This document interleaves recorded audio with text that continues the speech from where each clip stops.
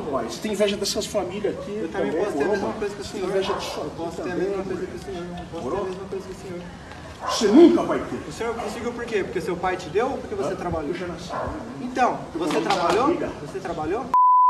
Você, com certeza, recebeu alguma encomenda durante a pandemia de um entregador de aplicativo. Foi lá, cadastrou seu cartão de crédito, fez o pedido e em poucos minutos chegou um jovem na moto para entregar o que você queria.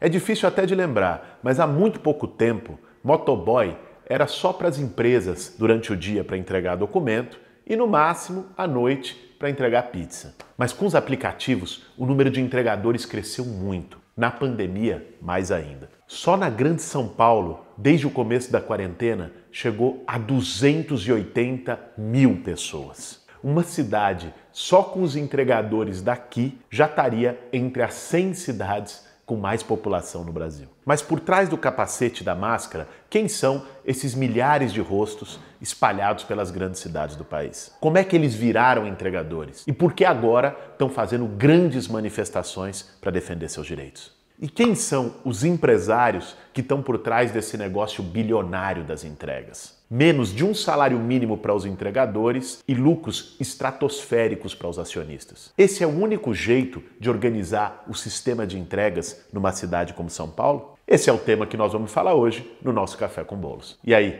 tem tempo para um cafezinho? Para fazer um bom café, meu bem. 12 milhões de brasileiras e brasileiros desempregados. 40 milhões na informalidade. O país tem mais da metade da sua população economicamente ativa vivendo sem renda fixa, sem direitos, sem férias, sem 13º, sem saber o dia do amanhã. É dessa massa gigantesca de gente que precisa sustentar a família, botar comida na mesa, pagar o aluguel, o botijão de gás. É daí que saem os entregadores. Jovens que acabaram de terminar a escola ou que desistiram dela, ou ainda que tentando formação profissional fazem algum curso no meio período. Muitos já formaram suas famílias, acabaram de ter filhos. As histórias são diversas, mas a pergunta é sempre a mesma. Se entregar currículo não resolve e as contas vão se acumulando em casa, qual serviço que dá para começar agora e paga em dia? Aí vem logo na cabeça o cadastro no aplicativo. E a lei da oferta e procura é cruel. A fila na porta das empresas de aplicativo simplesmente lotou. Não tem mais vaga. A ideia de ganho rápido e sem burocracia, de que o trabalhador seria um empreendedor, pode gerar a ilusão de que esse tipo de trabalho vale a pena, é bem recompensado. E no começo, essa ideia com certeza passou pela cabeça de muitos desses jovens. Pagamento em dia, fazer o próprio horário, em dia bom dava para tirar 100, 200 reais. Se calcular no fim do mês, multiplicando por 20, 25 dias, dá 4 mil reais ou até mais. Que trabalho com carteira assinada daria isso no fim do mês? E ainda mais sem chefe? Mas vamos ver bem isso. Em média, trabalhando muito, um entregador conseguia tirar 2 mil reais livre. Na pandemia, como a procura por trabalho aumentou, as empresas começaram a praticar taxas absurdas. Diminuíram o valor da corrida e aumentaram a taxa variável de 15% a 20%. É um verdadeiro roubo, até porque para a empresa do aplicativo não existe nenhum risco, nenhuma responsabilidade, nenhum investimento maior. Os caras fornecem uma tecnologia de aplicativo e para isso eles se colocam no lugar de tirar de 15% a 20% de cada viagem que o cara faz. Eles não pagam R$1 de gasolina, não tem nem ponto de espera. Essa é uma reivindicação dos entregadores. Ponto de descanso. Eu fiz uma entrega para esperar outra, eu vou para onde? Eu vou voltar para minha casa? As pessoas ficam jogadas, atiradas na rua até aparecer outra. Não tem um ponto para parar para comer. O cara vai comer, o almoço dele come na calçada. A empresa não paga nada, não pagou a carteira de motorista, não pagou a moto, nem a porcaria do isopor que carrega o logo dela. Se a moto quebrar, quem paga o conserto é o entregador. Se tiver um acidente, ele não tem nenhuma assistência da empresa de aplicativo. Mas aí vem a facilidade de pedir pelo aplicativo, não precisar ligar, escolher o cardápio pelo celular. Então, o iFood vira obrigatório para todas as pizzarias do bairro. Isso significa que 15% a 20% de todo o faturamento vai para o iFood, ou para o Rappi, ou para o Uber Eats. O comércio local, que sustenta a economia do bairro, deixou de ser local.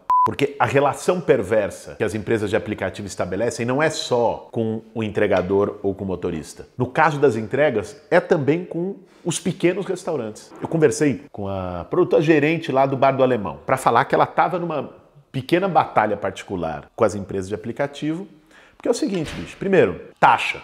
Quanto o iFood ou as outras empresas de aplicativo cobram do Bar do Alemão e quanto elas cobram do McDonald's? A taxa para os grandes restaurantes é muito menor, sei lá, 5%, enquanto que para o pequeno restaurante é 15%, 20%. Então, na prática, os pequenos comércios sustentam as entregas do McDonald's e das grandes redes de fast food ou de restaurante. E outro dia eu estava conversando também com o Hassan, lá do Aljaniá, falou a mesma coisa. E aí eles estavam organizando um sistema alternativo, ele está meio que puxando o debate de um sistema alternativo de relação com os entregadores, porque é uma super exploração. A cada clique no aplicativo, 20% de todo o dinheiro da economia popular sai e vai parar na bolsa de valores ou em fundos financeiros espalhados pelo mundo. O Uber, por exemplo, tem como investidor o Fundo Público da Arábia Saudita. De cada 8 fatias de pizza de mussarela aqui no Capão Redondo, 2 vão para o Sheik árabe.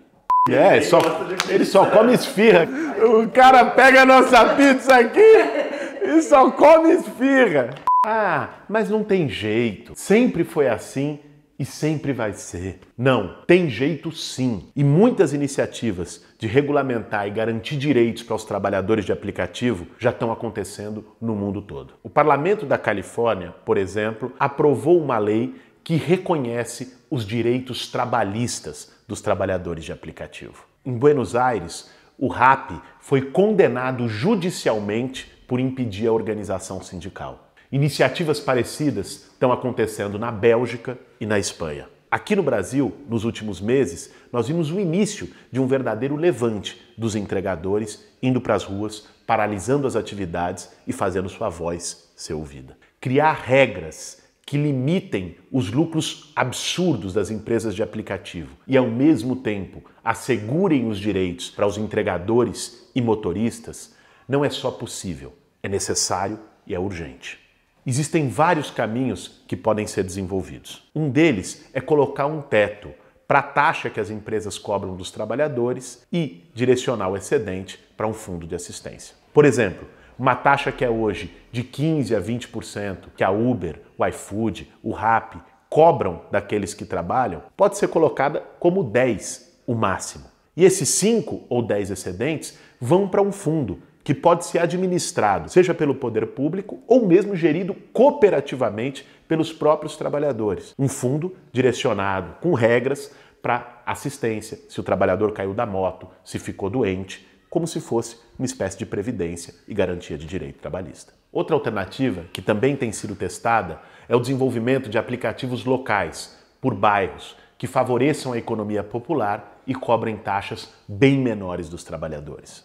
Bom, a gente falou tudo isso aqui, mas não dá para falar sobre a luta dos entregadores, a ação dos entregadores e a perda dos direitos sem ouvir um entregador. Por isso, eu convidei hoje para fazer parte do Café com Bolos de forma especial o Chicão, que é entregador já há muito tempo, motoboy aqui na cidade de São Paulo. Vou botar a máscara aqui para poder chamar o Chicão e cumprimentar ele. Chicão, valeu por ter vindo, ter topado conversar. Valeu, cara. Muito bom ter você aqui no Café com Bolos. Chicão, agora na pandemia, mais do que nunca, se percebeu o quanto o trabalho dos entregadores é um trabalho essencial. Foi imprescindível para as pessoas poderem comer, para várias empresas poderem funcionar. Mas ao mesmo tempo, o que a gente viu é que a situação de trabalho e de vida dos entregadores não melhorou por isso. Ao contrário, melhorou o lucro das empresas que trabalham com aplicativo. Exatamente. Eu queria que você pudesse falar um pouco sobre isso, sobre essa batalha do dia a dia, como é que você sente, como é que você vive isso? Então, tem bastante coisa para falar. Eu trabalho bastante tempo na rua já, mais de 20 anos. E assim, de um certo tempo para cá, a questão das plataformas tem sido um problema, por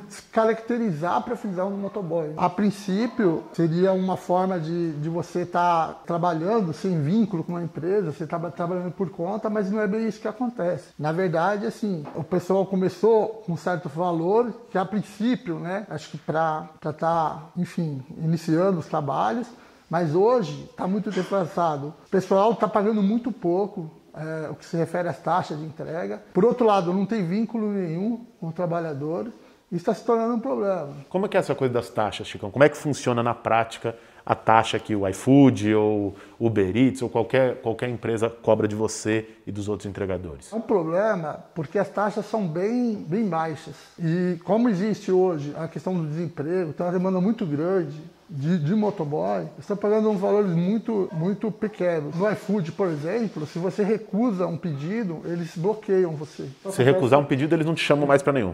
Isso. Então, assim, são várias questões. Precisa melhorar. A taxa, a gente ouviu uma história também, da história da taxa variável, que a taxa não é fixa. Às vezes é 15%, pode chegar a 20%. Como é que é isso aí? Tem alguma informação, tem alguma transparência nisso para vocês? Tem alguns casos que a taxa não chega a ser R$1 por km, tão baixa que é variável, depende do endereço de onde você pega, de onde você deixa. E aí tem um problema que é o seguinte, além de ser baixa, se você chegar no local e der um problema, eles não pagam o retorno, você precisa retornar, deixar num galpão dos caras, da plataforma, e eles não pagam o retorno. Tem uma outra coisa também, que é o tempo.